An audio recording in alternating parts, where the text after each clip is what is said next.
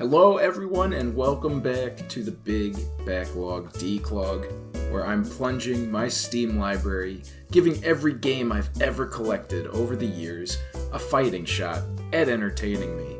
Now, our first venture into the sewers did not disappoint as we were able to free a few massive turds. Let's see what we find this time.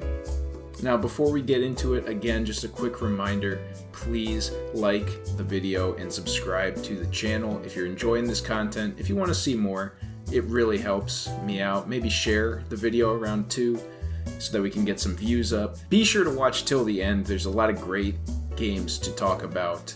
You're not going to want to miss it. Do any of you ever wish that you could get into the Super Mario series, but find that you just can't, because Mario's a plumber and not a strange stump creature? Well, you are in luck, actually, with Woodle Tree Adventure. This game is an indie 3D platformer that can be finished in about an hour and a half with a handful of linear platforming levels that contain a large number of berries to collect. I gotta say, this game really got off to a very weak start. It felt more like a Unity tutorial than a fully realized game. The sounds are basic and repetitive, the visuals are blocky and indistinct, and the combat is tedious at best. It takes one hit to get sent back to the beginning of the level. I mean, seriously, there's no checkpoints in this game, and the melee range on your character is so short, you essentially have to be touching the enemy so that you can kill them, but then of course because you're touching them, they will kill you, and then you get sent back to the beginning, and then they respawn, because of course they do. That said, if you can stick with it because you are a masochistic YouTuber who feels they need to live stream their pain, speaking of which, follow my Twitch where you can watch me suffer through these games, like in this clip here.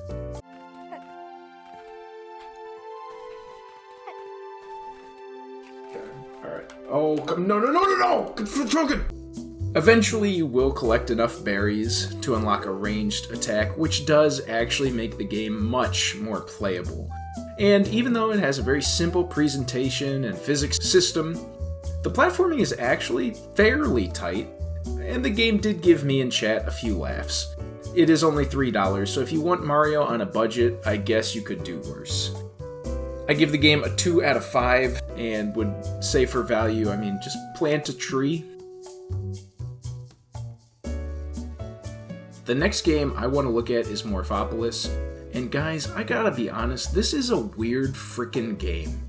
It's essentially a hidden item game, but the items are bug parts, or food, or larva, or something.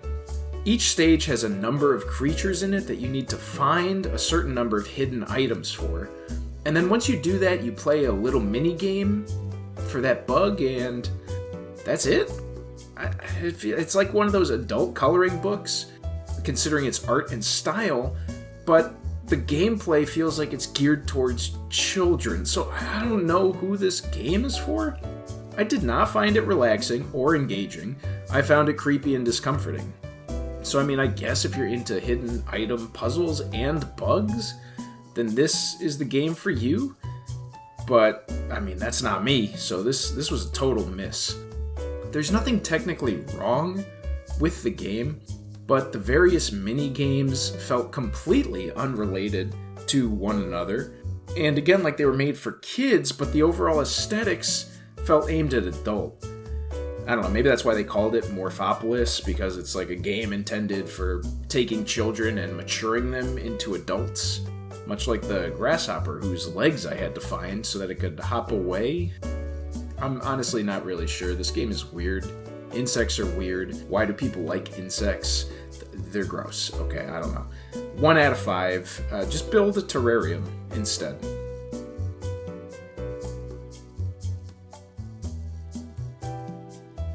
I usually enjoy a good mystery game, especially one presented in the way a normal Lost phone does. The gameplay is right there in the title. You find a phone and have to look through it to help locate its owner. Sadly, the game really didn't grip me. I think because the phone comes with a lot of conversations that are very long right off the start. making the initial exploration feel a little overwhelming. I didn't want to read 15 chats with 40 plus messages each just to make the first progressive step in the story.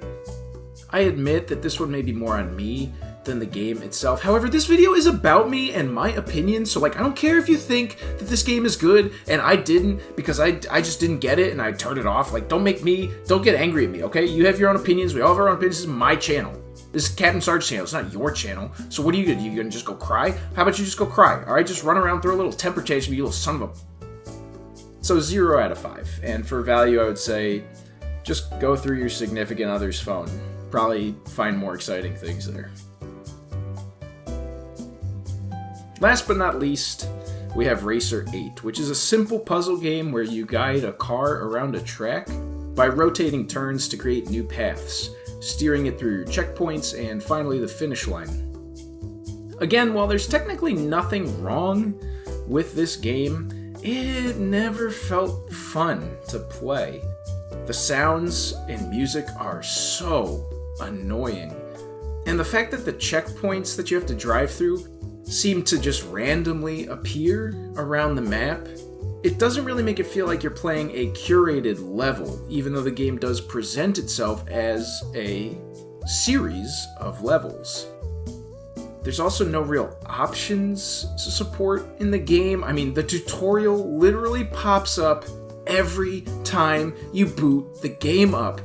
Why do they think I want to see this? It's basic crap every time. I've played the game before. Do you think your game is so uninteresting that I just completely forgot what it was or how to play it between the last time I booted it up and now? Why can't you turn that off? How hard is that to just have a little option that says, oh, this person's already played the game? They know how to play the game. We don't have to give them an 8-step slideshow tutorial every time they boot up the game. Somebody gotta figure that out, guys. You gotta figure that out. 1 out of 5.